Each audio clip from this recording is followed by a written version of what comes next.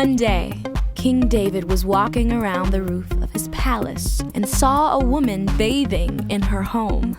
Her name was Bathsheba, the wife of a soldier named Uriah, who was off fighting in the war.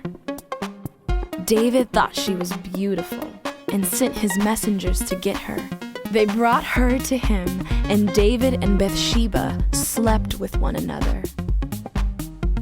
Shortly after, Bathsheba sent word to David that she was pregnant with David's child. To hide what he had done, David quickly devised a plan.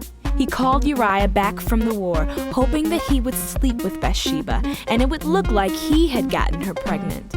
But when Uriah came home, he slept on a mat outside his house because he didn't want to disrespect his fellow soldiers still at war by living comfortably while he was at home. So David came up with another plan. He sent Uriah back to the battlefield and instructed the commander to put Uriah on the front lines of battle, where he was most likely to be killed. And that's exactly what happened.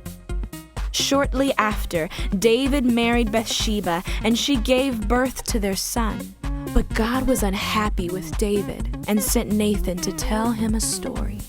There were two men, one rich and one poor. The rich man had a very large number of sheep and cattle, but the poor man had nothing except one little lamb who was like a child to him. Now a guest comes to the home of the rich man, but instead of taking one of his own sheep or cattle to prepare a meal, the rich man steals the poor man's one sheep and kills it. David was furious.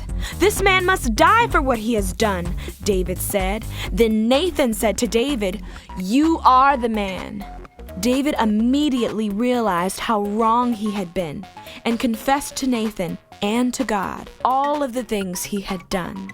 Even though God forgave David, there were still terrible consequences because of his actions. David and Bathsheba's infant son became sick and died. Then, years later, their second son, Absalom, did something no one, even David, expected. He gathered an army together to overthrow his father as king.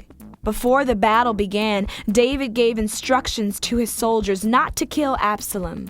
But during the battle, Absalom was riding a mule under the thick branches of a large oak tree, and his hair got caught in the tree, leaving him hanging as the mule rode away. One of David's commanders, Joab, found Absalom, and despite David's instructions, he and his soldiers drove their spears through Absalom and killed him. Because of this, David was heartbroken, wishing that it had been him who died instead of his son. Even after these tragedies, David continued to worship God. He had not forgotten about God's promise to one day build the temple. So David told his son, Solomon, that he was to start building it.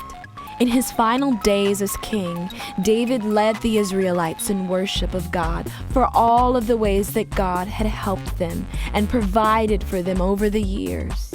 Then, shortly before his death, David handed over his kingship to Solomon.